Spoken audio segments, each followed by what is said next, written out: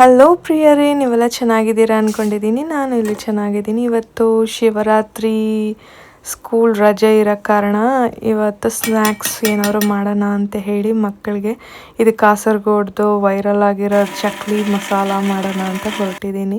ನಿಜ simple recipe, super ಟೇಸ್ಟಿಯಾಗಿತ್ತು. ಮಕ್ಕಳು ತುಂಬ ಇಷ್ಟಪಟ್ಟು ತಿಂದರು. ಏನಂದರೆ ಸ್ವಲ್ಪ ಸ್ಪೈಸಿ ಜಾಸ್ತಿ ಇತ್ತು. ಸ್ಪೈಸಿ ಖಾರದ ಪುಡಿ ಸ್ವಲ್ಪ ಕಮ್ಮಿ ಹಾಕ್ಕೊಂಡು ಮಕ್ಕಳು ಕೊಟ್ಟರೆ ತುಂಬ ಇಷ್ಟಪಟ್ಟು ತಿಂತಾರೆ. ನಾನು ಬಂದ್ಬಿಟ್ಟು ಹನಿ ಯೂಸ್ ಮಾಡಿದೆ, 1 ಟೀ ಸ್ಪೂನು. ನೀವು ಯೂಸ್ ಮಾಡಿದ್ರೆ ಮಕ್ಕಳು ತಿನ್ನೋಕ್ಕೆ ಕರೆಕ್ಟಾಗಿರುತ್ತೆ. ಇದ್ರ ಜೊತೆಗೆ ಸಪೋಟದು ಮಿಲ್ಕ್ ಶೇಕ್ ಮಾಡಿ ಡ್ರೈ ಫ್ರೂಟ್ ಮಿಕ್ಸ್ ಮಾಡಿ ಕೊಟ್ಟೆ.